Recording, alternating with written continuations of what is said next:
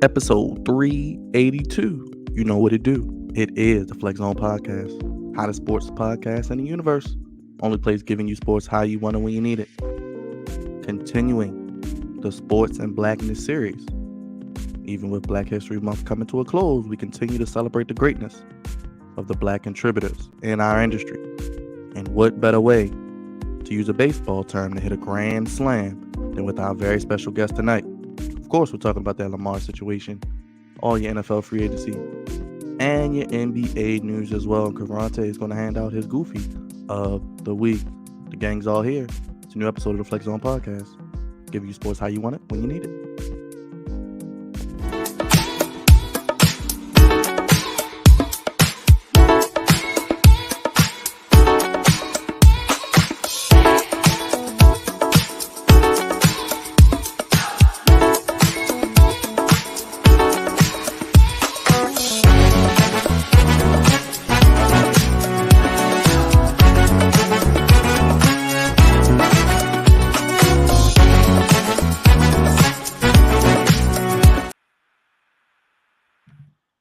Only place giving you sports how you want it when you need it, dropping more buckets than Dame Dollar up in Portland. It's the Flex On Podcast. Only place, fellas, giving you sports how you want it when you need it. Episode 382. You know what it do. Sports and Blackness series continues. We got all your sports topics from the week that was, looking ahead to this week as well. And a very, very illustrious guest steps into the Flex Zone Palace yet again. God's favorite host here. Can't do the show alone. You guys know the drill at the FlexZone1, FlexZone1 at gmail.com, Twitter, Instagram, FlexZone Podcast on TikTok. And of course, as always, hit that subscribe, hit that like button, hit that bell. This next man is our social media producer. He's batting lead off. Big Raj, appreciate all the work you do. And I have a very, very special message for you before you get started. Come on now, say it with me. Everybody beats the Wiz. Big Raj. You know what? You know what, man? It's a PG show somewhat tonight, so I'm gonna let you slide. I'm gonna let you slide somewhat. I'm gonna let you slide. But this is Big Raj, social media producer. Can't wait to talk to Uncle Rob, man. I haven't talked to him in such a long time, and I know we're gonna get into a lot of great things. So I'm just gonna keep it short and simple. This next man is the Commandalorian. He's got $26 million in cap space just freed up today. Cravante, baby. Oh man, I'm feeling good, guys. I'm feeling good. We making some moves that I feel like we all knew was coming, but just to see it actually happen is big time, man. And I got some even bigger news coming from Commander Camp, and maybe even Uncle Rob could speak on it. Who knows? We'll see how it goes. Yes, what's up, Big Reg? Got to give a very special shout out before I get to Dre. My sister, Miss Queen, her birthday is today. Everybody drop those birthday cake emojis and those emojis in the chat for my sister, Miss Queen. Thank you for the support as always. Love you. Happy birthday. Happy many birthday. more. She's in the building early. She's a VIP, so we appreciate her. Next man, he's not 100%, but he's going to be like Jordan and play through the food poisoning. Savior misbehavior. Pride of the East Side, the super producer, man of 1,000 nicknames. Snowman, what up? Drizzy, Dre, the voice of the community. Thank you again, brother, for having me on WEA with you this past week. Hopefully the first of many. Hey, thank you, Byron. Appreciate you and all the work that was put in to make that broadcast happen. So thank you to the whole team. We called it the Flex Zone Takeover for a reason because we taking over. So we definitely took over. We had the people running hot. They was calling in. Big Reg, happy birthday to you. Everybody say happy birthday to Living with Big Reg as well in the chat. Happy birthday. One of our other VIPs as well. So let's get to it. Next guest needs no introduction, but I'm going to do it anyway. You've seen him on your favorite shows, the First Takes, the First Things First, the Undisputeds. He is one half of the Odd Couple, which you can hear on Fox Sports Radio. He is Detroit's finest baseball writer. He will tell you no way, no how. He is a legend in this industry, and he's back here in the Flex Zone Podcast for episode 382 for our Sports and Blackness series. It is the man himself, the legend, Detroit's finest, Rob Parker. Everybody give it up for him. Yo. Uncle Rob. That's really nice. I appreciate that introduction, man. I appreciate it. Thanks for having me. Hey, nothing but illustrious guests. Where can they find you? Because you're everywhere. But for those who may not be a little sure find you? Where can they hear you? Well, I mean, you could always check out obviously the Odd Couple on Fox Sports Radio.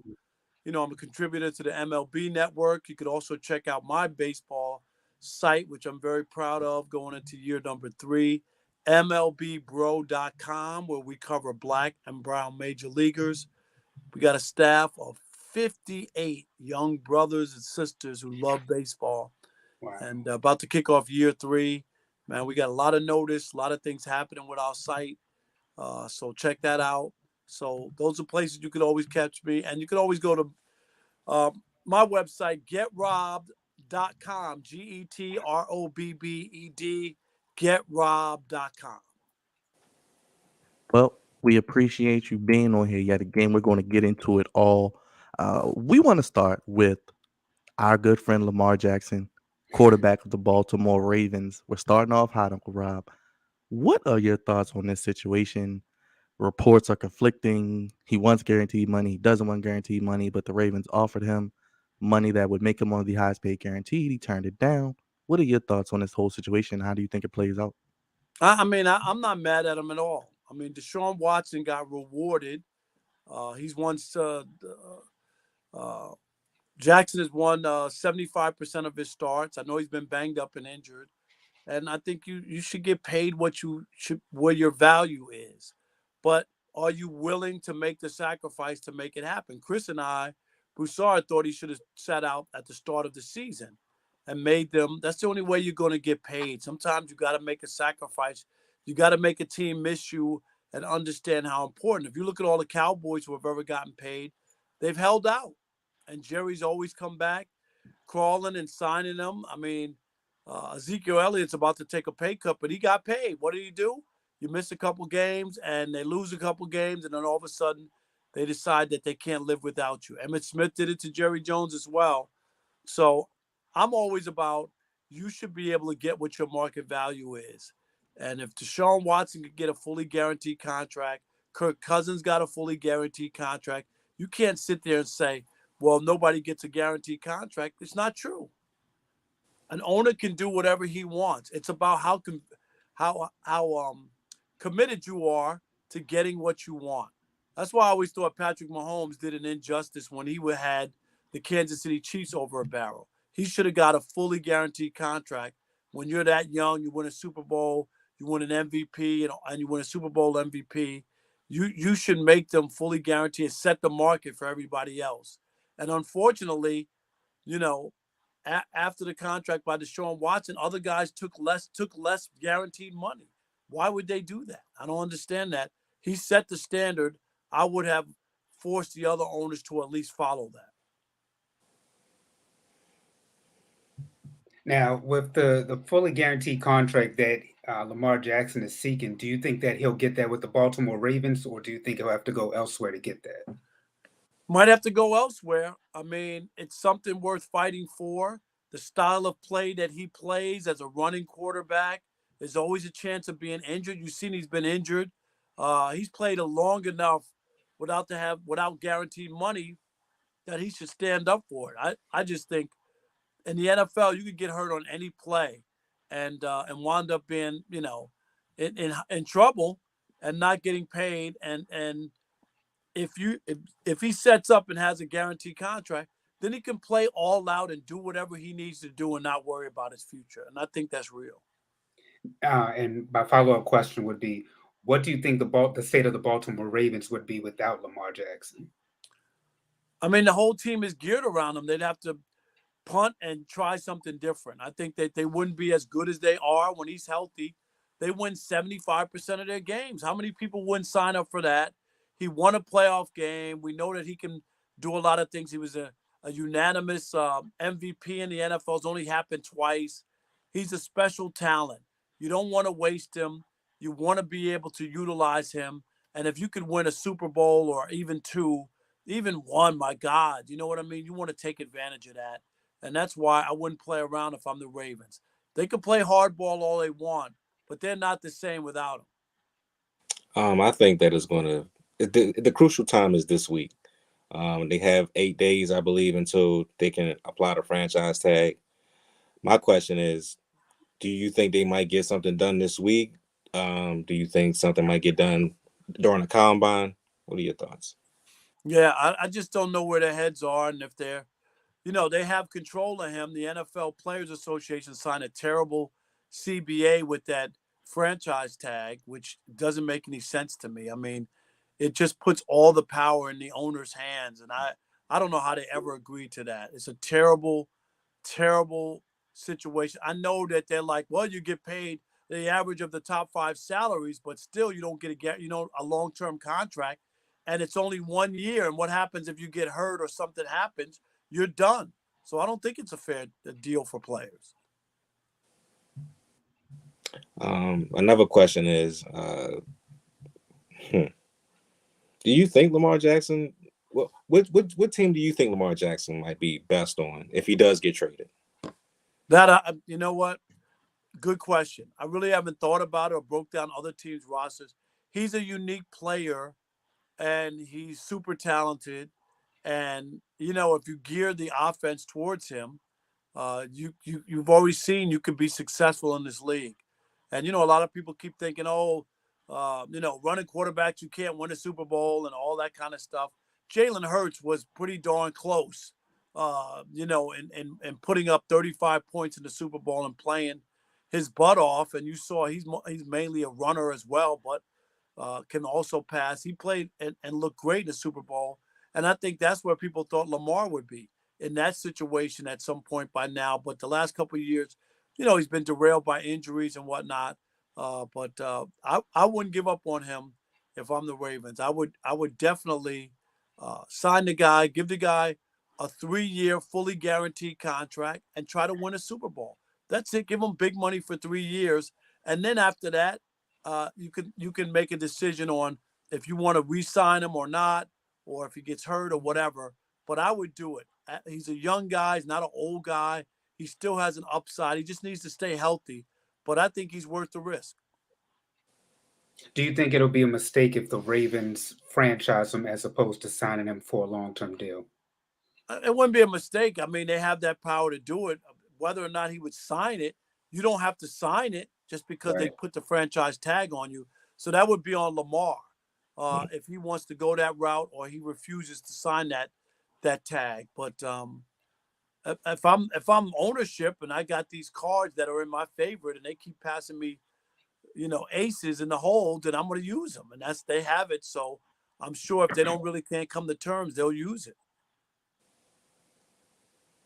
With all that's going on, with between Lamar and the Baltimore Ravens, how important would you say it is to have an agent in these types of situations? I mean, I don't know if that's the reason why a deal's not done. I don't know. I mean, I'm sure he's getting advice from people. He gets advice from the union. There are all kinds of things. You don't have to. He could have just hired a lawyer to look over the language of the contract. You don't have to have an agent. He knows. If you just take a look and you look at the slotting of where you fit in. Hey, I'm not Aaron Rodgers or Tom Brady or one of these guys, but I'm better than this guy. I'm better than some of the other quarterbacks who have gotten paid. I'm better than Kirk Cousins. I'm better than these guys. Then you know where you're slotted. It's not that hard if you take a look at the salary scale. So I'm not mad at him for that because I think that he does have legal representation to look over his deal and whatnot. I don't think that's the reason that he doesn't have a deal. I just think that the Ravens are playing hardball and they don't want to give a guaranteed contract in their, the way that they do business, even though it's been done in the league. Just look at baseball. They're giving away 11-year, 10-year, $350, $400 million contracts. Shohei Ohtani is going to get a $500 million contract. And these NFL owners are nickel and diming the players, and they don't want to pay them. It's a joke to me. It's a total joke. I agree. It is a joke. And I think Lamar Jackson deserves every dollar that's coming his way.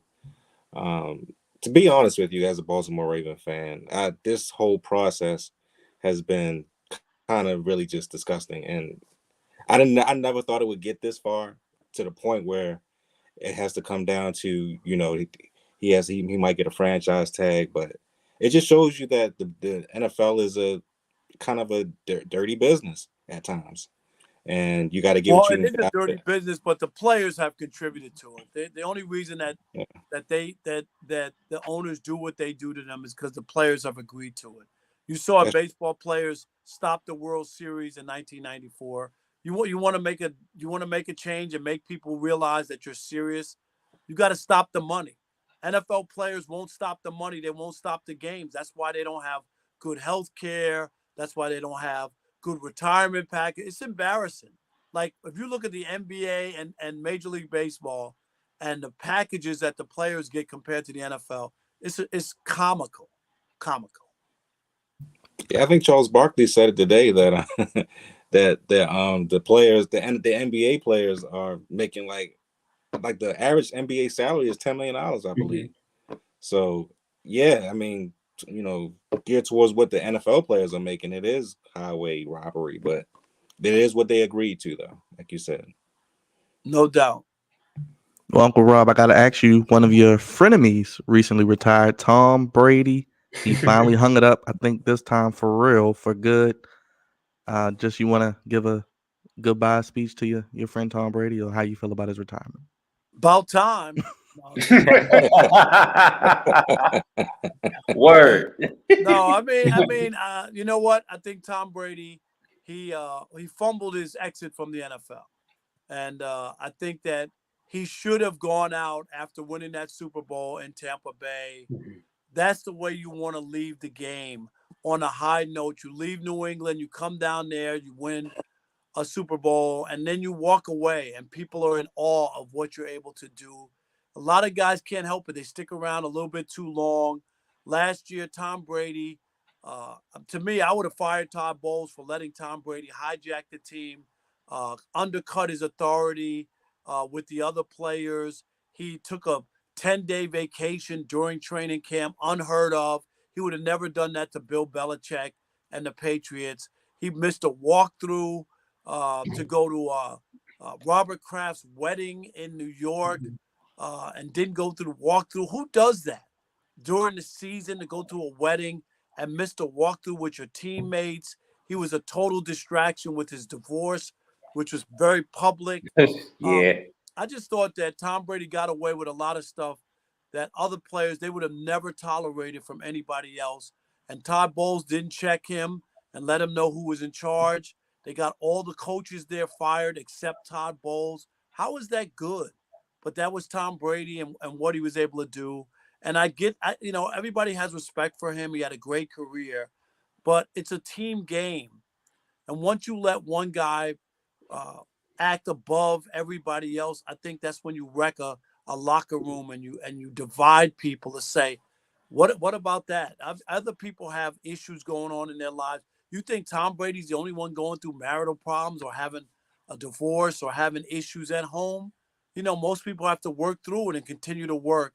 And to me, he just didn't seem to be all there last year, and then he winds up retiring. So, you know, one down, one to go, and people who stick around a long time. Sometimes in sports, you get tired of talking about the same people. So, I'm welcoming Tom Brady's retirement, and he's going to join Fox, I guess, not next year, but the year after.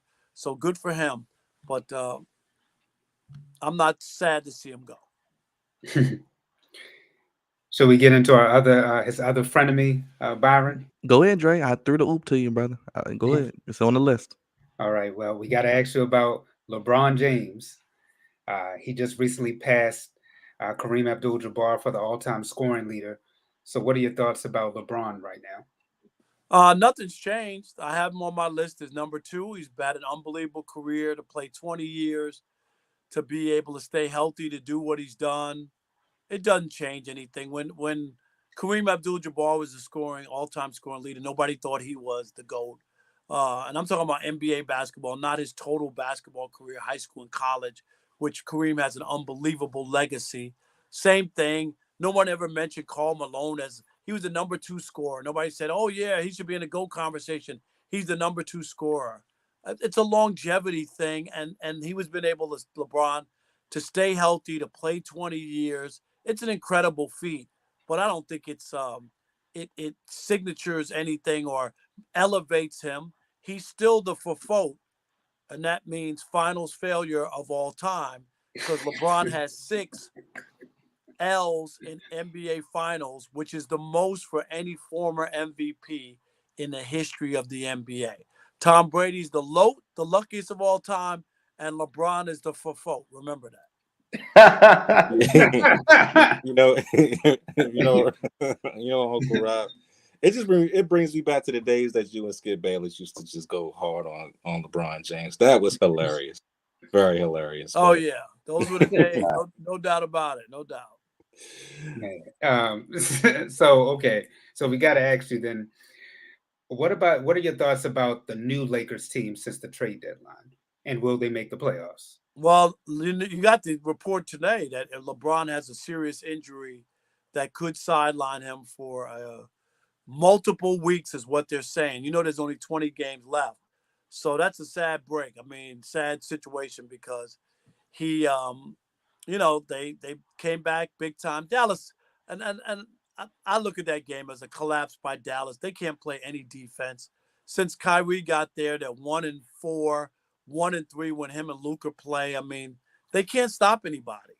I mean, that was embarrassing. The first time all year that a team who had a 27-point lead lost. The record was 183-0 going into yesterday's game. The Lakers win. They had won 4 out of 5. People were saying, oh, you don't want to see the Lakers.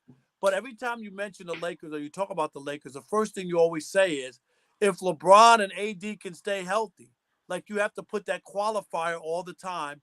And then the news, LeBron gets hurt in the Dallas game. He wound up finishing the game somehow. But now, according to multiple reports out there, he's going to be missing for multiple weeks. So I don't know. Is he going to miss 6 games, 8 games, 10 games? And how is that going to affect the Lakers? So right now, based off of where we are and what we're seeing, I don't think they're going to make the playoffs. I tend to agree with you. It is not looking good for the Lakers. D'Angelo Russell is already out for an extended amount of time. He's hurt too as well. Yeah, it's just unbelievable how many injuries happen in the NBA. It's incredible. Well, speaking of injuries in the NBA, there's been talks about them reducing the number of games from 82. What are your thoughts about the NBA? Should they reduce the number of games, or should they stick to the 82-game season? Guys can't play 82 games, and we have 365 days a year. It's lunacy. It's just the total wussification of America, babying down to everybody. I mean, come on, 82 games. Michael Jordan played 82 games his last season in the NBA. 82 games is not – you can drop it down to 70, and then they'll still cry that they don't want to play back-to-backs. They're just pampered and babied. It doesn't make any sense. Missing time hasn't stopped people from being injured. Steph Curry's missed games. He's injured. Kevin Durant's been injured the last few years. LeBron James gets injured. Anthony Davis. They're not even playing 82 games and they get injured. So what is the purpose of it? I don't even understand. Show me the math that says if you play less games, there'll be less injuries. Because it doesn't add up. I've been covering the NBA since 1987. Guys used to play. They played through stuff. Now, every chance you get, I'm telling you, I don't believe in it unless I can't believe that owners are going to give up money, because if you reduce the league by the schedule by 12 games and play 70, that's 12 less dates that you're going to be able to make money off fans, TV revenue, national games. So players, if they're going to reduce their salaries by, the percentage of the lost revenue, I doubt people want to do that. I can't see it happening. They can talk about it till the cows come home. I'll believe it when I see it, because I don't believe it. Baseball players play 162 games, and they play every day, most guys. 162. Managers have to beg guys to come out of the lineup. It doesn't even make sense. Let me ask you a follow-up question with that. What are your thoughts about load management? It's garbage. I'm shocked that some fans have not filed a class action suit against the NBA for false advertising, bait and switch, where Yep. you're asking me to buy tickets for $400. I get there with my family, and that we went to go see LeBron in person, or AD, or Steph Curry, and they don't play. Like if you go to Broadway and there's a guy's name on the marquee to see this Broadway show, and he's not performing and the understudy's there, I either want my money back or I want tickets for when the main star is there. I don't want to see the understudy. I don't think it's fair to fans. I think it's the biggest crime, and they better clean it up, because NBA fans, man, after a while, you could fool me once or twice, but after that, I'll be a fool to buy tickets. And oftentimes you don't even know until the day of. How would you like to buy $800 tickets to a game and then LeBron is not playing? And that's the only time you ever get a chance to see him play live. I don't think it's fair. Is there like a PTO clause in the last agreement that they signed? Like what is really going on?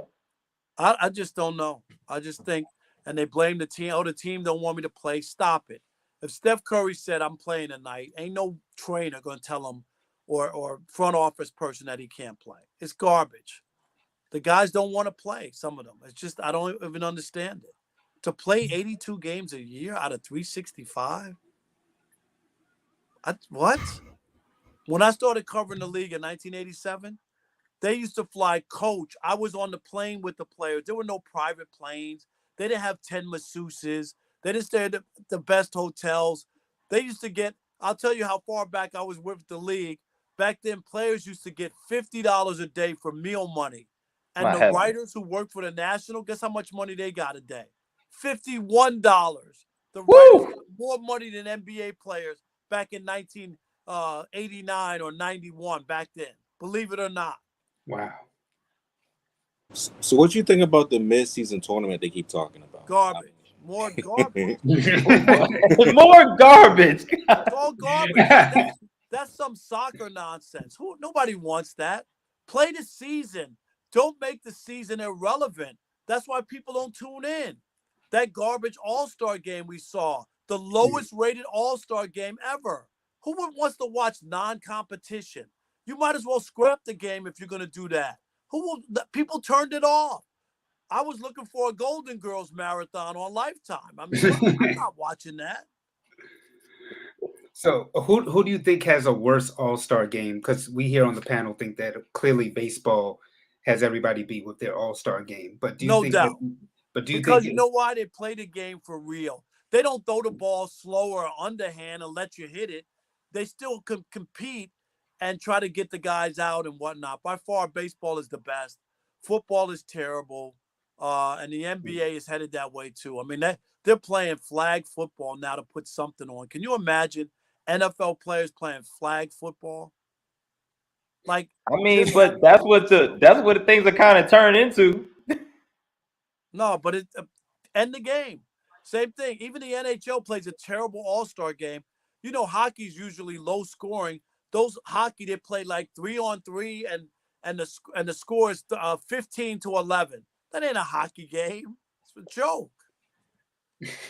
What do you think could be done to fix these All-Star games? I don't think anything. If players aren't going to take them seriously, they just become a waste of time and energy. It's a shame, because they used to be. It used to be cool to see the best of the best play together. And I'm not saying you want to go out there and hurt yourself, but you want to be competitive, have some fun, make it memorable for fans. It's not the end of the world. I thought those guys play in the summer at some colleges pickup games, and they play harder than they would play in that All-Star game. I mean, come on. You can't play like that. You can't be afraid to play totally. And then again, as I said, you're worried about not getting injured, and all the players do get is injured. That's all they do. What do you think might be the cause of some of these new injuries? I don't know. Some people say because they play too much in AAU, and some people say that they don't play they don't practice enough. There's all kinds of theories that to have your body like react to the vigorous part. But then I've heard trainers say that young guys come in and when they look at their body scan or whatever, the young guys look like they played in the league for 8 years because of the wear and tear on them playing too much in AAU and you're playing 60 games and 6 games on a weekend.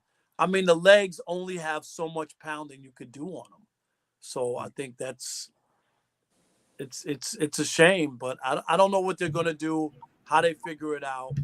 But I don't think it's too much to ask for guys to play 82 games, and obviously if you miss a few, my way of curtailing or stopping the load management would be like they have in baseball. When you are injured, you have to go on the injured list, right? The injured list, and you have to miss. It's like the 10-day list or 15-day, right? And if you do in basketball, if you miss one game, you have to miss the next 3. So that means you would miss 4 games in a row. Okay, so you're not apt to have somebody just take a night off if he has to miss the next 3. You do that 3 or 4 times with load management. If you take 4 days off for load management, that means you miss 16 games. Teams will not allow people to miss 16 games.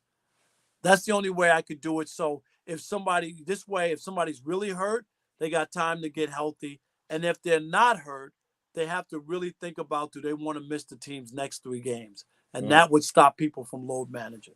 I like that. I like that. What do you? That's an original. That's mine. The Rob Parker special. So who are you thinking of the best? Well, who do you think is going to make the finals for the Eastern and Western Conference?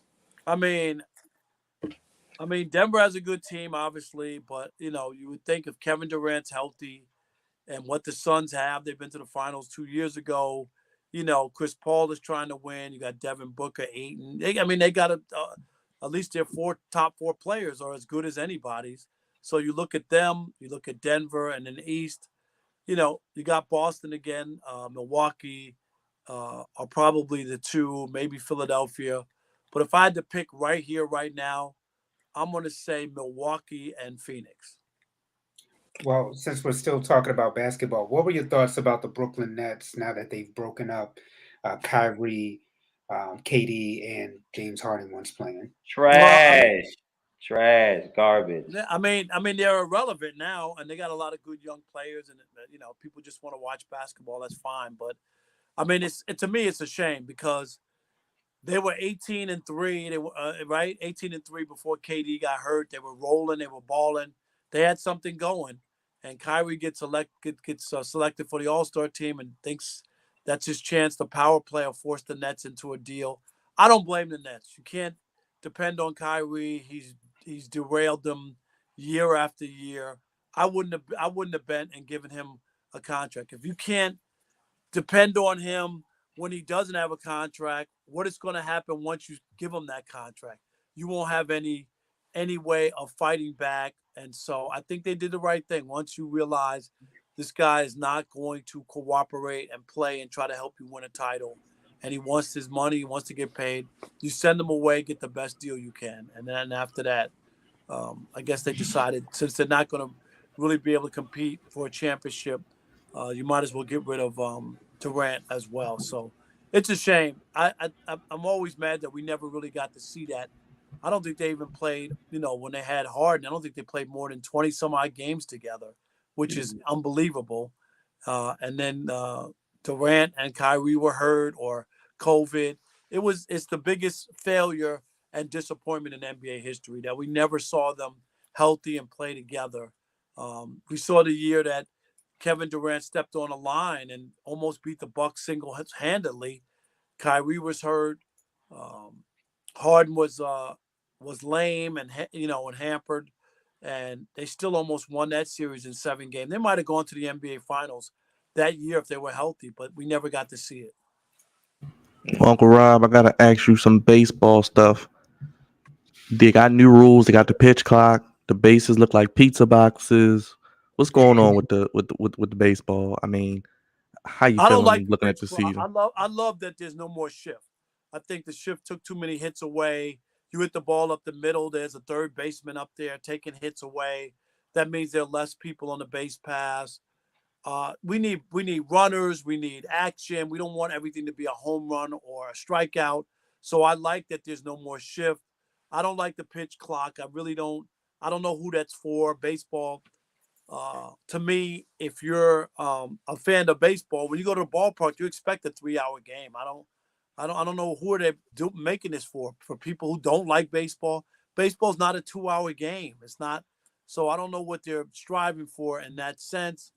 The bases, if they can prove that you won't have as many collisions or people stepping on each other's heels, I'm not bothered that much. If they were 15 inches, now they're 18 inches. But the pitch clock, we'll see how it goes. We saw some spring training games that ended where players didn't get in the box in time and they got struck out on a pitch called because they missed the deadline of the clock. I don't think fans would love that. Imagine a World Series or a big playoff game where a guy doesn't get in the box in time and he's called out on strikes. I think fans would really be mad at a circumstance or a situation like that.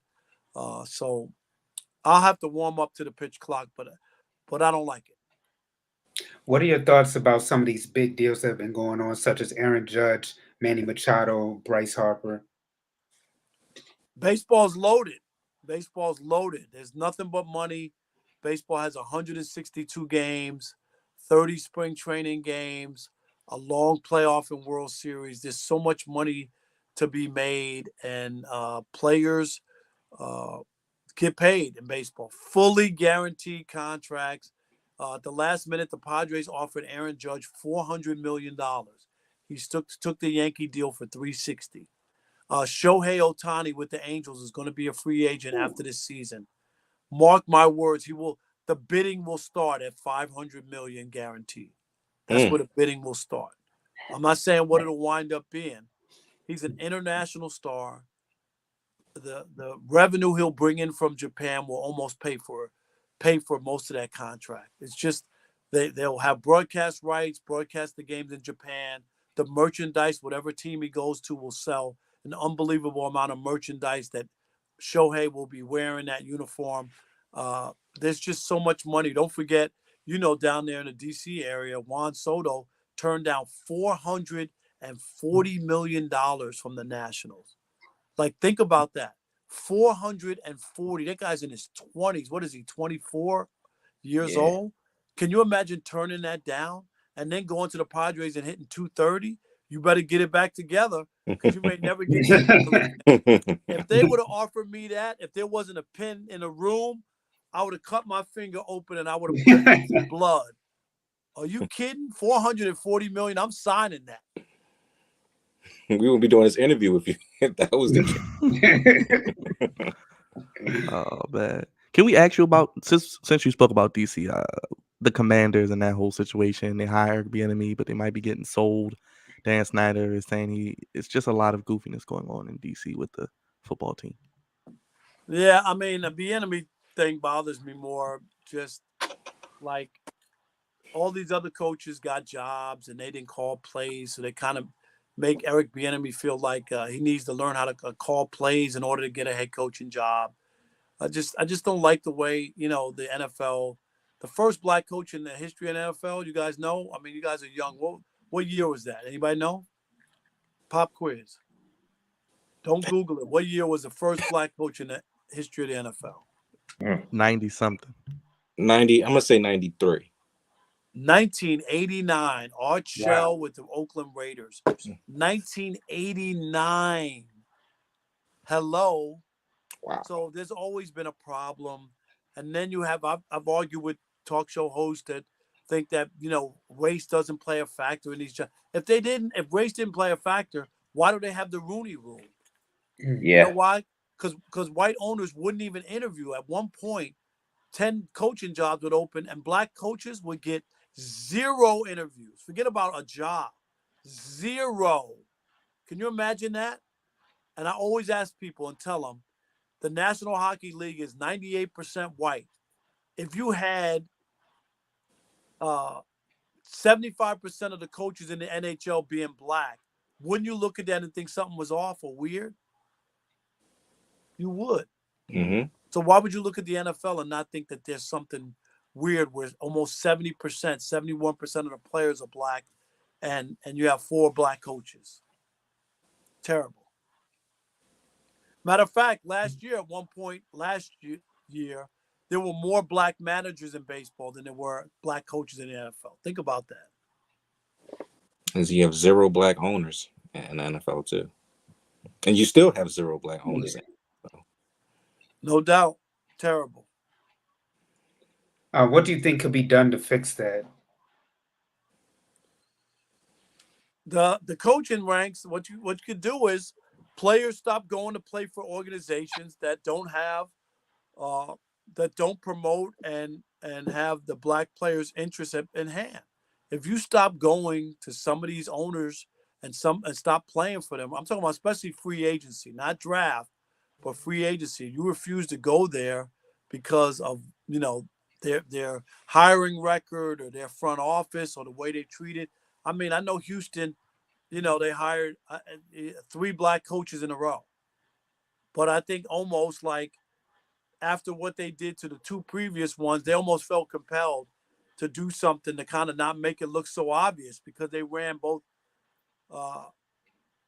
Cully out and then Lovey Smith. Lovey Smith out after 1 year. That ain't right. And they didn't really want to hire Lovey Smith, if you remember. I can't remember the quarterback they were going to bring in. And then they got all the pushback, and so they hired McCowan? Was it McCowan? McCowan, yeah. And then at the last minute, they hired Lovey because they knew it looked bad. And then they go and hire a 3rd black coach in a row. So it's just a lot of funny stuff that doesn't make any sense. But it's all about the players. If you're not willing to fight and push back and let people know that you're not going to be taken advantage of and only use when you want. I mean, look at the announcers in football. If you look on the shows, there's nothing but black former players on the shows. You know what I'm talking about? First Take and Undisputed and all those shows, and NFL Today and all that. But where are they in the booth like the Tony Romos and all those guys who are making 18 and 20 million? They're going to pay Tom Brady 37.5 million. Ain't none of those black football players making that kind of money. Think about that. Troy Aikman makes 18 or 19 million dollars to call 17 football games. Kirk Herbstreit didn't even do the NFL. They hired him over a former NFL player, or giving a black former NFL player an opportunity to be in that chair. Think about that. It's a shame. Yeah. When you really think about it, you're right. Well, since we're talking about blackness and ownership, what are your thoughts about both The Rock buying the XFL and Ice Cube's Big 3? The XFL, I never miss the XFL. I never watch it, so I never miss it. I'm sorry, dude. Football season's over. Stop it. I mean, you just can't put anything on and expect people to watch it. How many times?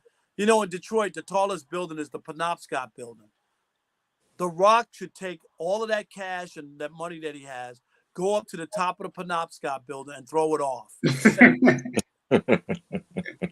All these leagues fail. Nobody wants to see never was, has been. I'm sorry.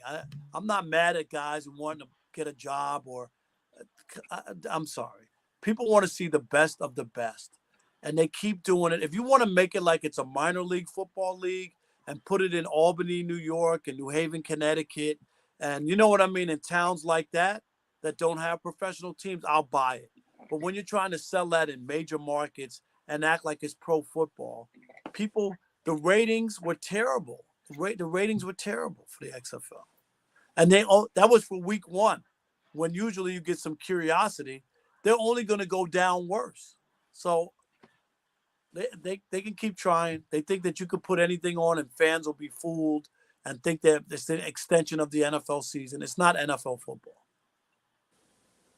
Yeah, that's true. That's true.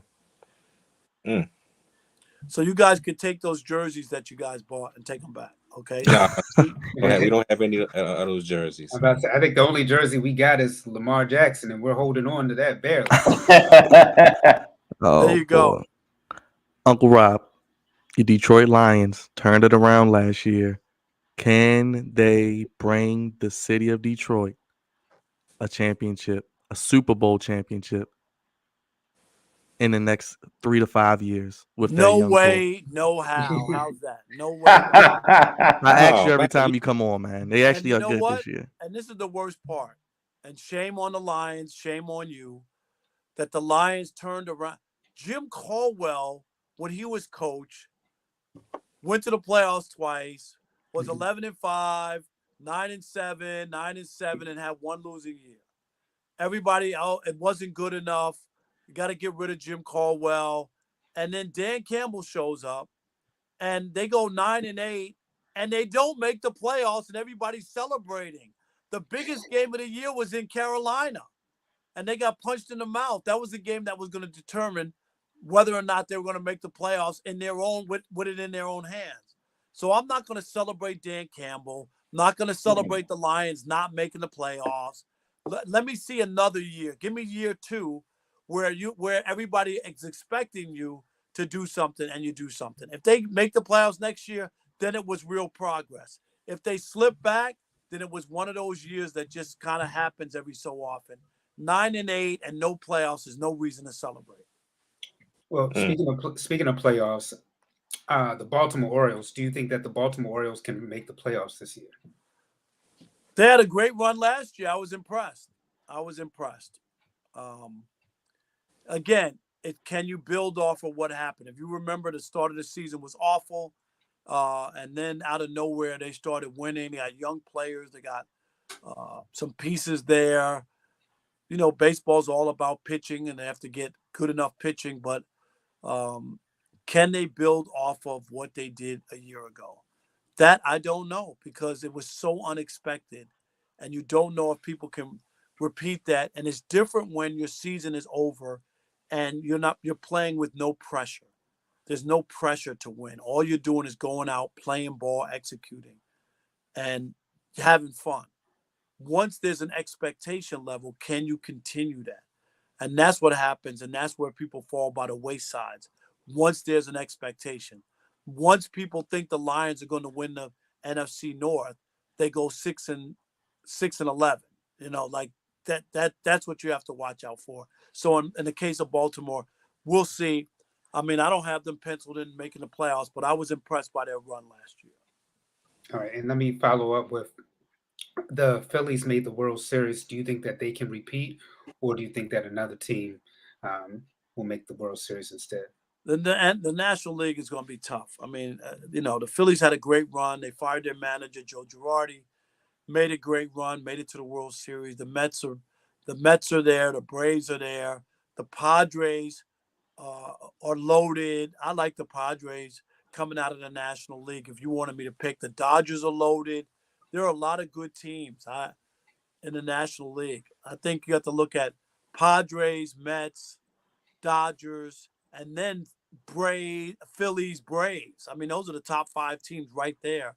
And I think the Phillies are like 3 or 4 when you look at rosters and whatnot. I know what they did a year ago, and they, added some good players as well in free agency. But I'd still like the Padres roster over everybody else in the National League.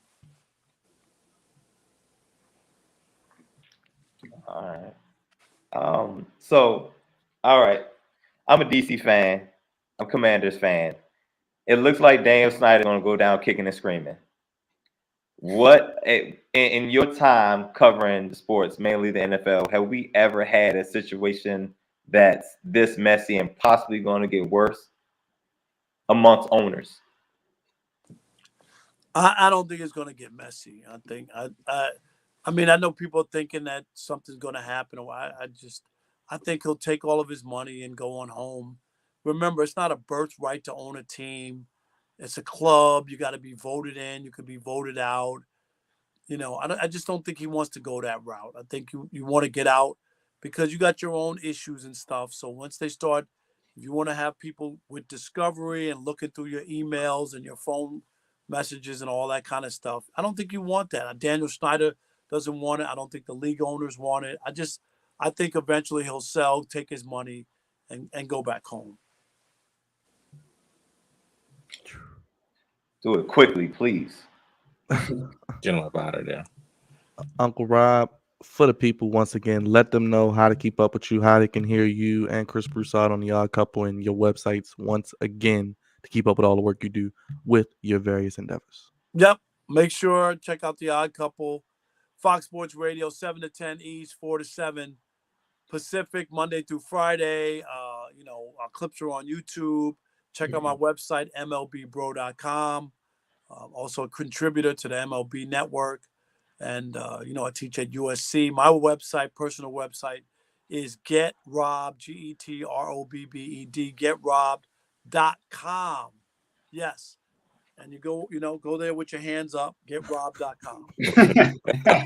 Hey, Uncle Rob, they got to put you in BMF. They got Jalen Rose in there. We need a Detroit legend like yourself in BMF. That's true. 50 Cent, let's make it happen. You heard it here first on the Flex on you. We got to get you in, Uncle Rob. I appreciate you. Thank you so much. Thank you, Uncle Rob. Give it up, Uncle Thank Rob. you, Uncle Rob. Appreciate it. Thanks, guys. Thank you. Thank you. Once again, give it up for Uncle Rob. Got to get that man in BMF. Had Jalen Rose in there. Get Uncle Rob. That was wild. I was like, Jalen Rose? They're getting all the Detroit people up in there. Once again, another illustrious guest. Got to give it up for Uncle Rob. OG back in the Flex Zone building. This week should be very interesting for the Ravens ride. You mentioned a little bit earlier. Eric DeCosta and Harbaugh are speaking this Wednesday at the Scouting Combine, or you call it, the Slave Combine. Oh, man. We forgot to ask Uncle Rob. Oh, man. What happened to the Underwear Olympics? You shaking your head, Raj? You're not excited to hear them speak and lie? No, I'm not excited. I'm not. To be honest with you, last week was so disgusting. I just don't know. I mean, I'm so glad that today was a day off from all the foolishness that we didn't heard over from Stephen A. Smith to, with Jeremy Fowler and who's the other guy? Jamison Hensley. Jamison Hensley. I mean, all these reporters, reporting on things that have not been talked about from Lamar or Eric DeCosta or whoever else in the Ravens organization. Just a bunch of hearsay, but just a bunch of speculation. And I'm over it, man. I'm over all of this nonsense. I really am. I'm over it. But I don't really care to hear about them unless a deal is done. I don't give a damn to hear from John or Eric DeCosta, honestly. I don't care. I don't want to see them. I don't want to hear from them. I don't want to hear no more of this nonsense until this stuff is over with. So no, I'm not happy to hear from them on Wednesday because they're gonna do their best Fred Astaire, their best WB Frog dance where they dancing with the hat. And they're gonna be doing all this nonsense, man. They're gonna be moonwalking like the late great Michael Jackson. Yes, they're gonna be doing all kinds of things to get out these questions, and it's gonna be foolish. It's gonna be completely foolish to watch. And then on top of that, you got Lamar Jackson on Instagram still trolling. So it's just a cluster Franklin of epic proportions. But no, man, I'm not excited for the combine. I don't really care. I want this situation to be resolved one way or another. Of course, I don't want Lamar to go anywhere, but I just don't know where this situation is going. I don't know what they're doing. I really don't. As a Ravens fan, I'm scared right now. I'm afraid because they are making it very obvious that they don't really want him, but they can't really get rid of him because they don't have no other options to replace him with. The last thing I heard was from Jason Lockett was that we could trade him to the Titans and get Ryan Tannehill. What? Ooh. Yes. Raj, why do you listen to that goofiness 2 to 6? No, I don't. Actually, I was don't listen to that. No, listen. I was 10 listening to 2. I was listening to Nitro. Okay, the Wonderkin. All right, he brought that report up, but I'm just saying, it's just a bunch of foolishness right now from all over the place, and I'm sick and tired of it. Garbage is what that is. Go ahead, Dre. Trash. I like what Big Red said as well. Shout out to everybody in the chat. Hit the like button. Hit the bell first and foremost. Vote on the poll. We had Rob Parker on here. You can go back and listen to the interview. Gems all over. Hit the like button. Subscribe if you're new. We do this every Monday and throughout the week. Go ahead, Dre. Like Rod said, it's just hot garbage. You don't at this point. Why are we hearing from the coaches, the owner, the GM? At this point, it's no, we don't hear from the owner. He don't ever talk. He's quiet. Well, yeah. At this point, we don't need to hear from anybody except getting a deal done.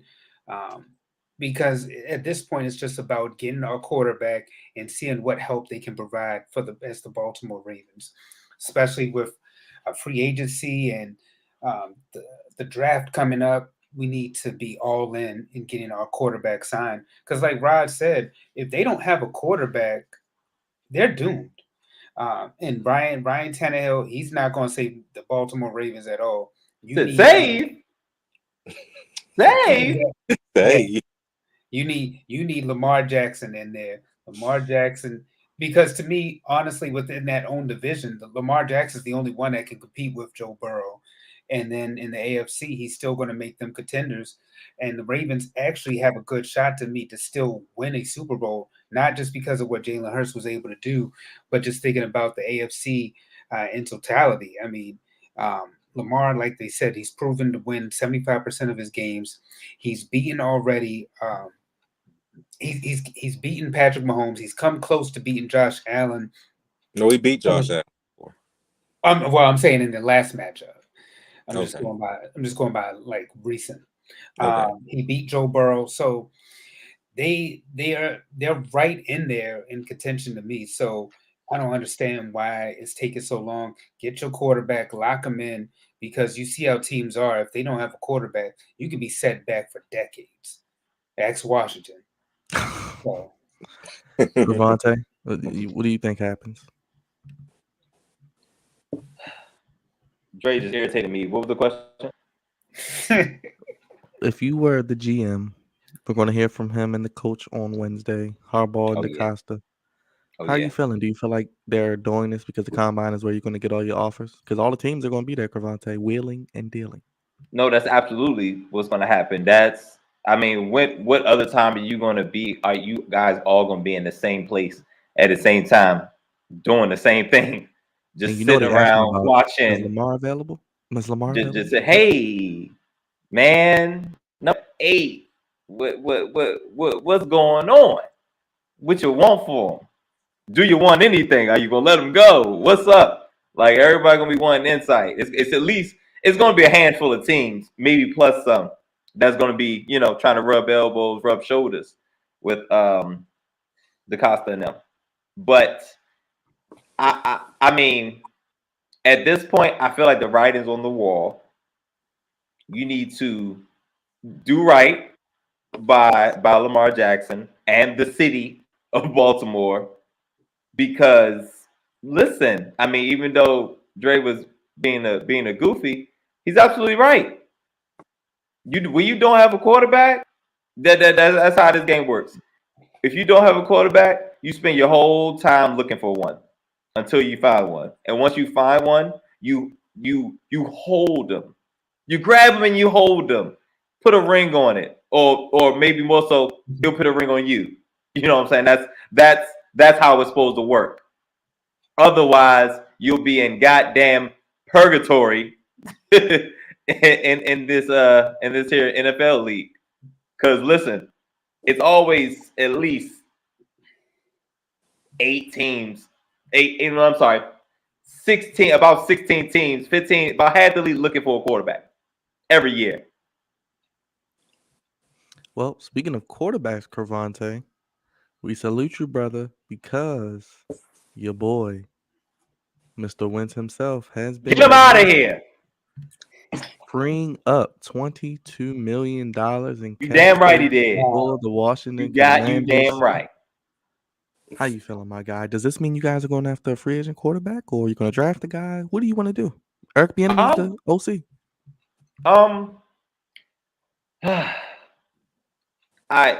We will entertain. Just scope out. Everybody has to do do their due diligence, even if we know what we want to do as far as the management team. There's nothing wrong with kicking the tires to see what's up. Like I said, with the other GMs that's going to be in Indianapolis, it is going to be in Indianapolis, right? It hasn't changed yet. Okay, Mm-hmm. with the Costa, even if you're not really interested in Lamar, you kick the tires just to see for knowledge purposes. And I think Washington will do the same. Check in, kick Derek Carr's tires, see what's up, see what Jimmy Garoppolo talking about to see. Not really going in because these guys, well, at least Derek Carr is going to be a little expensive. Oh, Washington traded for Lamar. Whew, that's a heavy price tag, but I'm not against it. But it's a lot that comes with Lamar as well. But I think we have our guy, in Sam Howell, nice and cheap. This is where you want to be when I'd rather not be in a situation where I have to give up 30% of my cap to one person, and that's where we are right now. So I'm not a fan of really looking like I like Derek Carr, but we know how it is year one. It's kind of tough. You know what I'm saying? It ain't like Matthew Stafford when he went to the perfect situation, or Tom Brady and his greatness going to the perfect situation and they win the Super Bowl year one. That's not us. You know what I'm saying? And I'm not going to pay Derek Carr top dollar and we struggle for the next 3 years, 2 to 3 years or whatever. For all that, let's use the young guy. The young guy showed promise. I mean, it was one game against the Dallas Cowboys. But it was a rivalry game, and their starters were playing. So, and he looked relatively good. So I think this is nice. Sam Howell be the starter.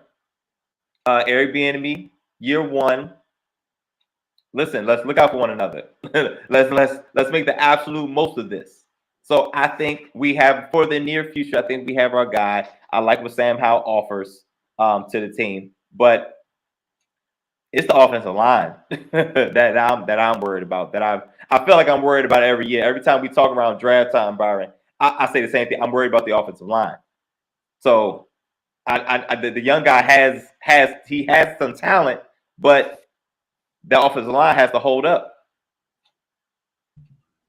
We'll see what happens. We'll keep an eye out as free agency is a little bit over 2 weeks away. Raj, Dre, anything on the Carson Wentz situation, or you just? I'm just gonna say, thank God, that Washington came to their senses. He was god awful last year. Terrible. He was terrible, and I felt bad for my Commander brother down there watching that nonsense. I think Sam Howell will be doing wonders with Eric Bieniemy. I was able to go to that preseason game when he played the Ravens, and he looked the part, man. He looked like he should have started more than one game. Yeah, he definitely should have started more than one game. I think he's going to be great next year, man. Now, will he be an MVP caliber? For quarterback in due time. You never know. Eric Bieniemy, I heard great things. I've seen great things with Patrick Mahomes, and from what Sam Howell can do, he could be one of those great ones. So we shall see. Dre? Look, whatever's going to take for my commander brethren over here to finally put a smile on his face, I'm with it. So I think Eric Bieniemy is a start. If he feels like they got the guy, go ahead. But I mean, they can always, do what's necessary in the draft as well. So at this point, whatever's going to take, like I said, for the Commanders to move forward, I'm still not sold on the owner or the coach. But as you shouldn't be. Speaking of sold, we need to be sold. You understand? Because God damn it, since 1999, goddamn. But I forgot what was that stat I read off? It was only 5 years of the 22, 23 years we averaged over 20 points per game. Wow. Absolutely absurd, man. It's absurd. Well, let's get to our NBA news before we get the goofies and we get out of here. LeBron James out multiple weeks with foot injury. Roger's shaking his head already. Bad timing. And Bad KD timing. could debut this week for the Suns. They're targeting Wednesday against Charlotte. Looks like LaMelo Ball broke his ankle today, Raj. Also, how you feeling, man? LeBron out. AD was balling yesterday. They came back, like Uncle Rob said. Terrible timing. And father time, is he creeping up on LeBron? Injury wise, I think he is. I've seen multiple instances over the last couple of years where LeBron, he's playing extremely hard. He's doing what he used to do when he was 20, in his early 20s, late 20s, early 30s, and he still can play that at that same level, but he can't sustain it for very long because you get situations like this. I didn't actually watch most of the game yesterday, but I did see the play where he hurt his foot and he said he heard something pop. When I heard that, I was like, that is not good. Especially when you're Nope. 38 years old. You don't want to hear anything pop. But he continued to play. He continued to play and he played at a very high level. Probably didn't even pay attention to it. But now is a very serious injury. He could be out for multiple weeks, as the report said. And those kind of injuries for a 38-year-old don't heal very, very quickly. Um, Anthony Davis, oh my God, I can't believe we have to rely on this guy to be healthy for the next 20 games. But we have to, D'Angelo Russell. I don't know when he's coming back from the high ankle sprain, but it's not looking good, man. For the Lakers, they down what? I think 2.5 games from the 10th spot. All they gotta do is get the 10th or 9th spot in there, and they can make the play-in tournament. They just got to get to them one of those two spots. Now I understand they probably got to play Denver in the first round. You don't want to see them, but at this point in time, I really don't care if I'm a Laker fan. Just get into the damn postseason any kind of way you can get in. But it's not a good look for the Lakers. They traded damn near the whole team to get a new team, and for LeBron to go out, and that's not good. But along with the KD thing, him making his debut with the Suns, I agree with Uncle Rob. I think that they could be a finals team. They have all the pieces. As long as Chris Paul stays healthy, they have a shot of winning it all in the Western Conference. Golden State is, they're just, I don't know what they're doing. But yeah, I think that the Suns will make a run. I think the Suns got new life with KD, and I think that this LeBron injury, man, it's just a setback for real because they were making progress. They were, especially in the first 4 games. I thought they were making some good progress, but you got to rely on Anthony Davis. That's not good. Not good. Go ahead, Dre. I totally agree with Uncle Raj. I mean, we always talk about the health of LeBron James and Anthony Davis, but at least LeBron James was more dependable than Anthony Davis. They were saying that the Lakers could move up to that 6th spot, and as long as they went like 17-6, but if LeBron James is hurt, they may miss the playoffs because LeBron has at least been that carrying force behind us. I mean, we know that Anthony Davis is the reason they won that basketball game yesterday, but I mean that was a twofold mission because LeBron James had to lead the charge, and he's been leading this team. If they don't have LeBron and we're just solely relying on Anthony Davis, that's scary to me because he hasn't proven to be healthy at all, even though he's younger.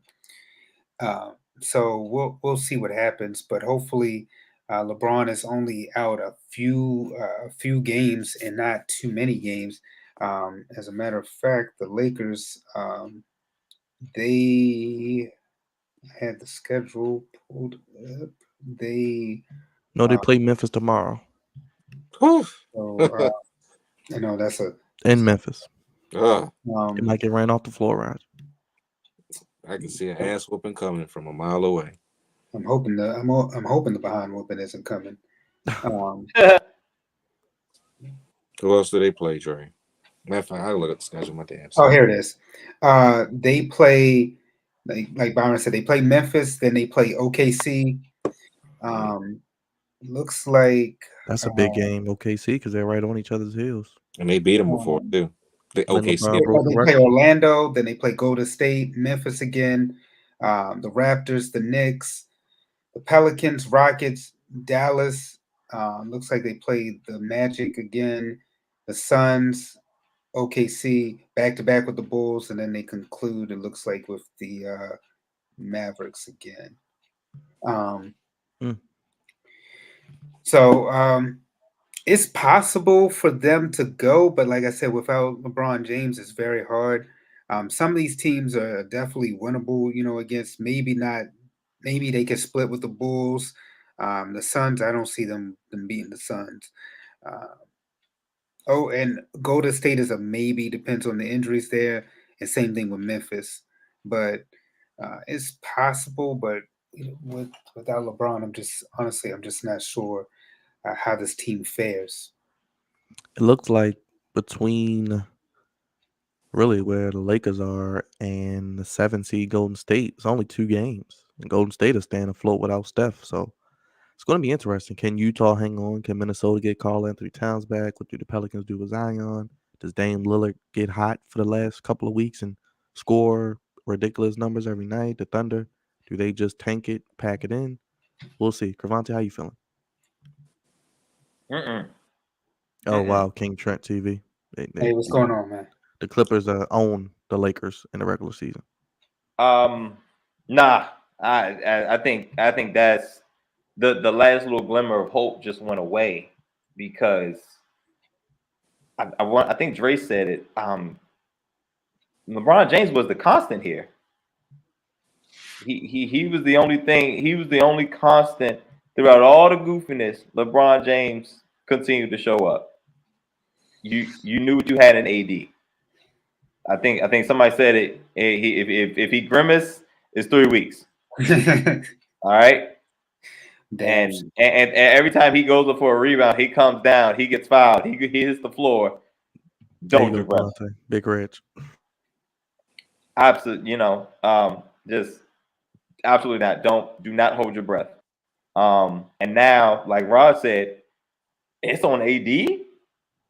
Oh, that that can't be good because you needed 30. You needed AD to score 30 with LeBron to solidify victory. Now without LeBron, you need more from AD, which means more wear and tear, possibly more minutes. Ugh. That doesn't bode well for AD or the Lakers. So I'm gonna say, well, Utah is in front of them. One of them may slip, but I'm gonna lean to them missing the playoffs completely. I mean, the Pelicans could slip too because we don't know if Zion is even coming back this season. I mean, they went from like the He's top probably three. not. He's probably not. Yeah. He's real AD-ish right now. Oh, he might be worse than AD, honestly. Right. No. Very, very true. Very true. Well, who is my man's Greg Olson type of player right now? Yeah. Odin? Greg Odin? Greg Oden, yeah. Greg Oden, yeah. Yeah. Yeah, oof, yeah. That was Getting tough with injuries. yeah. Blazers can't get right, can they? No. Let us know in the comments what you think about the Western Conference playoff race. I think it's safe to say the East is just really 2 teams. Boston Yeah, and because Milwaukee. I don't know why everybody keeps talking about Philadelphia's in the mix. I'm like, Philadelphia needs another player. I mean, there were rumors, early on about them getting Dame Dollars, but that never panned out. If they had Dame Dollars along with James Harden and Embiid, then I'd be like, all right, they're definitely a contender. But James Harden hasn't been the same James Harden since he's left Houston. It's been just really Embiid, and they need more than Embiid to carry that team. So it's just really Milwaukee or Boston. The Sixers are like the Cowboys. So much potential, but that's it. Just all potential. Playoffs just fall flat on their face. How good they look in the regular season, they fall right on their face. It's really unfortunate, but yeah, East is 2 teams. And I mean, in the West, I can't point to two. Well, I can point to the Suns, but I can't really point to two teams that I feel confident in the West like I can in the East. I don't know why in the West we keep talking about the Suns. I mean, I understand the addition of KD, but to me, I just don't understand how you can really have time to really gel and build chemistry. When is his debut supposed to come? What, Wednesday? You basically only have a month to gel before the playoffs, and then when the playoffs come, that's another level of competition right there. With film on you and everything, I just don't see it being enough time for them to make a huge run. I know sometimes with basketball they say it doesn't take that long, but then sometimes it does. So I I just don't. see.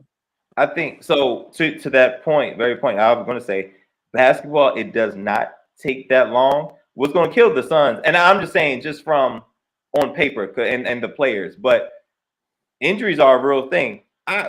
Who's to say that these guys are even healthy going into the playoffs? Then we have a whole nother problem. But that just makes the West even more wide open. But that's what I'm saying. Like I can't like I can in the East. I can't point to two teams in the West that is like, yeah, they're going to be in the Western Conference Finals. I could point to two in the East. It's Boston and it's Milwaukee. In the West, Milwaukee it's won 14 completely in a up row. in the air. Like everybody has flaws in the West. Milwaukee has won 14 in a row, longest win streak this season, and I just saw the Lakers have the easiest remaining schedule.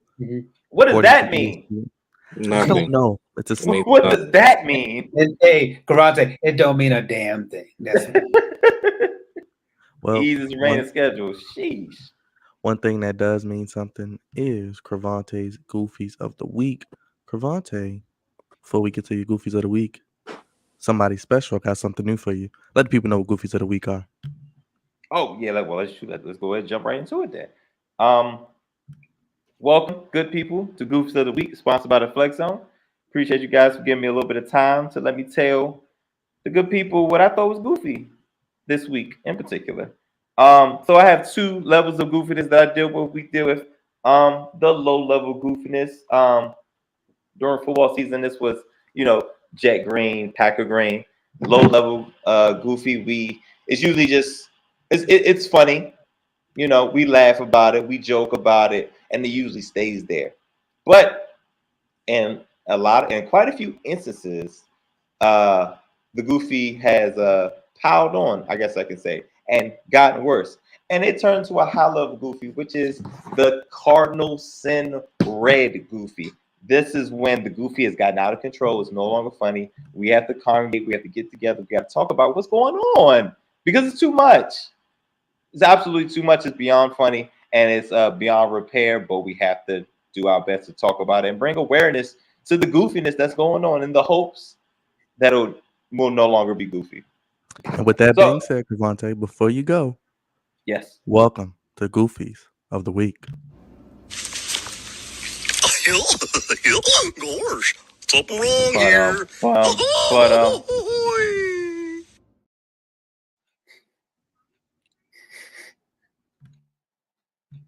I think you was missing the sound effect, but it's okay. He didn't hear it? Okay. Well, there you go. Oh, he's muted. That's why. Oh, was he? Oh, there he is. My mic has been going in and out all show. Hilarious. Goofy. It's always a good time when Goofy makes an appearance. Because usually we just hear him. It's like, oh, Goofy's around here somewhere, but he made a total appearance, and it's always good to have him to help with everything that's going on. I mean, because after all, it's kind of about him. But for the sake of time, I have one goofy that I want to highlight, and it is of the high level variety. Byron, I hit you earlier, and team, I hit you maybe a few minutes before the show about the goofy that I was going to talk about because it's absolutely absurd. And he's been a goofy. He's been in my goofies of the week for quite some time in previous weeks due to his goofiness and just the longevity of goofiness. That's right. My owner of the Washington Commanders. The guy who said he would never change the name. The guy who said he would never sell the team. And it looks like he's about to do, well, he's done one and about to do both. That's right. It is Daniel Mark Snyder. Yes, his middle name is Mark, and it ends with a C, and those are the irritating ones.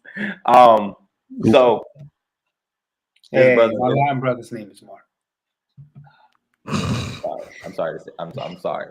I'm sorry for him. He has to be associated Yes, with this we goofiness. apologize. Mark. I'm sorry that he has to be associated with this goofiness. Oh, and Mark as a middle name makes it a little bit more goofier. Mark is his first name, correct? Yeah. All right. Well, at least Goof. That's his middle name. But yep, that's him. Snyder been the owner since let's say 1999. And it's been trash ever since. It's been terrible. It's been an absolute terrible time.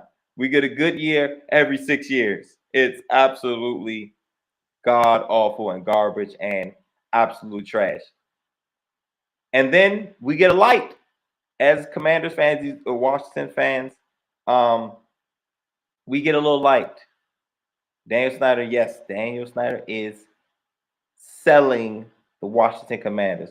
We've only been asking for this for probably the better part of 15, 16, 17, 22, 23 years for this to happen. And it seems like it's really, really about to happen. Like people are bidding and we're going through the process. But of course, old Danny Boy is not going to go down fighting. I have a couple articles I want to point out. Commanders owner Daniel Snyder's demands frustrate NFL owners, which reignites the removal vote talks. Because remember, some time ago they were talking about voting him out, and then I guess he gave in and said he'll sell the team. Blah blah blah blah blah blah blah, all that. But Snyder has reportedly threatened to sue the NFL and its owners in his request. If his request for indemnification isn't granted, leading to talks of simply voting him out of his ownership per anonymous source. I hate anonymous sources because what makes it funny is that it was from the Washington Post. But his demands have been labeled ridiculous and absolutely absurd by those same sources. If Snyder refuses to sell, the other owners would definitely move forward to voting Snyder out of his ownership, something that would have to be done by 3/4 of the league owners. So basically, he's saying he doesn't want to be held accountable for anything moving forward after he sells the team. Yeah. Absurd, right? So all this goofiness and we really don't even know how long the goofiness has been going on. We just have from around about when it's been reported. But he wants basically he wants immunity after he sells his team, which is absolutely absurd because you've been absolutely running amok. And now you want people to take up for you? I'm absolutely at a loss for words. And which makes this a little bit funnier. There's been reports that they have asked Cowboys owner Jerry Jones to convince Snyder to sell the team in an effort that this does not get messy. Don't y'all think it's something that you asked a rival of said Commanders of the Washington Commanders to convince him that, hey man, listen man, stop it. Just stop it. Take this $6.5 billion or so and just go ahead and walk away. Because you don't want this to get ugly. We don't want this to get ugly. I mean, you're frustrating Roger Goodell. Like, you're making life stressful for everybody. And it's probably better if you go.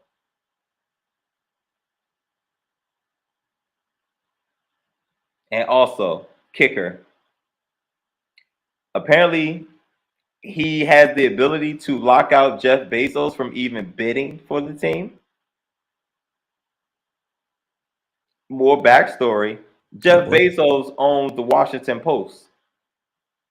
Go figure. The Washington Post and Daniel Snyder do not have the best relationship. And I'm sure, and everybody's aware of this.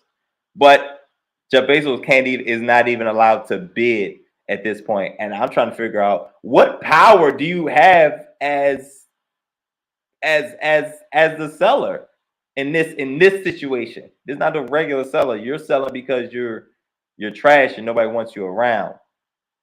You should be trying to get the most money out of it. And I'm just saying, the owner of Amazon probably has the most money without real help. But of course, Danny Boy is going to go down kicking and absolutely screaming. And I hate it for me and my fellow commanders out there. It's absolutely goofy. Just take your money. As much money as you getting, I don't see what's the problem is. Take these billions and get out of our face. Just dumb. Why are we doing this? Dan Snyder, listen. Please do the entire city of DC, the entire area of the DMV, a huge favor. Take the money and walk. Please and thank you. The sooner, the absolute better. But please get out of town. Take these billions and get out of town. Can't believe he's trying to move this team to move the home field to Dumfries, Virginia. I think it's Dumfries, but I say Dumfries. It's okay though. But yeah, that's my lone goofy of the week. The goofiest owner in the NFL, and there's quite a few of them, but the goofiest one is Daniel Snyder. Y'all know my line. There's a thin line between goofy and great, and Daniel Snyder is on the side by his goddamn self. Got to do better, and we will do better once we get him out. Gosh, something wrong here. Can't believe this mess. Oh, did you hear it that time, Cravante? Did you hear Goofy? No, I didn't hear anything. Okay. Oh, come on. Dre heard it though. Anyway, that's all we got today, fellas. Episode 382 in the books. Jersey Dre, what can the people expect next week? So our Sports and Blackness series concludes. However, Women's History Month is coming up, so we will definitely have some great women on deck, and then of course, leading us into the NFL draft. So continue to stay tuned, y'all. We're going to bring y'all more great guests. The draft is coming up. Start of Major League Baseball is coming up. NFL free agency. So there's going to be plenty to talk about. Oh, and of course, WrestleMania season. So there's plenty to talk about, y'all. Stay tuned. And again, shout out to the whole team and our extended brother as well, Brian H. Waters, for being on WEAA. As we did the Flex Zone takeover with him, we got to talk about everything from wrestling to football. So yeah, it was definitely a great time. And how can they start their day with a cup of Dre? 7 a.m. to 10 a.m. Monday through Friday on WEAA. And every Monday, you already know where to catch me and the crew right here, my brothers, 10 p.m. right here on the Flex Zone Monday nights here on YouTube. Big Raj, for the people who do not know, what do they need to do? Come on now, say it with me. Everybody beats the Wiz. Come on now. I just had to do it. Are we gonna make this a damn thing? Is this what we gonna do? You We gonna make damn this a right. thing? It's loaded up. I got some things. I'm working on You some know, things. you know what? We gonna talk about this off air, but we got plenty of things coming. If you new to the channel, please hit that like, hit that subscribe button. Plenty of things to come. We got AEW Dynamite this week. We have a pay-per-view, I believe, on Sunday Mhm. that we have to cover. So we'll be on live on Sunday. Check us out then. I'm pretty sure we'll have news during the week about the Ravens. Pretty sure Eric DaCosta video is coming because I'm pretty sure he's going to say something very interesting. NFL Combine, maybe we might have some things that come from that as well. A couple quarterbacks are going to be throwing this week, so we might have to check that out as Ravens fans. So we're going to have plenty of news. So please hit that like, hit that subscribe if you're new. We do this every Monday. We do this throughout the week. Plenty of videos, plenty of shorts. And we got plenty of guests as well. Shout out to Uncle Rob for coming on. Rob Yeah. Parker from Fox Sports. He's a friend to the show, friend to the Flex Zone, has been for years.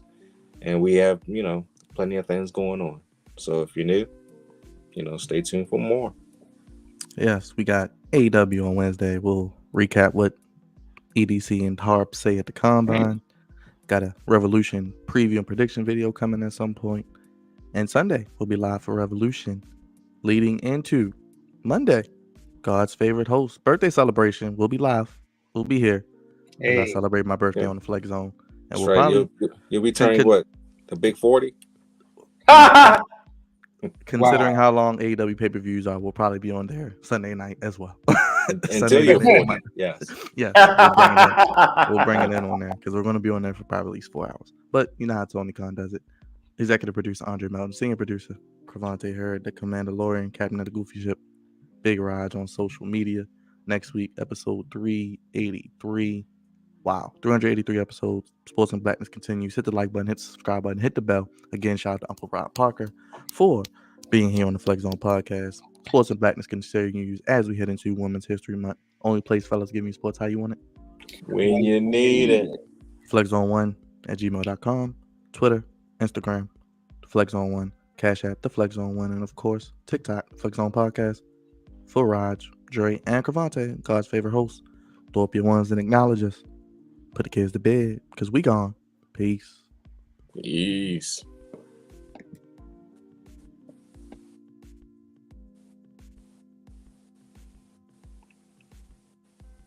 Oh, and by the way, fellas, it's always good to be a corny guy, if you know what I mean. Happy birthday to Miss Queen. And happy birthday, Big Reg, because you up next, brother, in a couple minutes. Love you. Stay blessed, brother. Many more. Love you, Miss Queen. And all the Flex Zone family in the comments. Nick, I saw you. Mark, everybody in there. King Trent TV. Just want to shout out everybody. Justin, everybody. Appreciate you. Love you guys. We gone. Bates family. Peace. Hey, y'all, did y'all see Jerron in the chat? Yes, we did. Yes. Shout out to Jerron as well. My guy.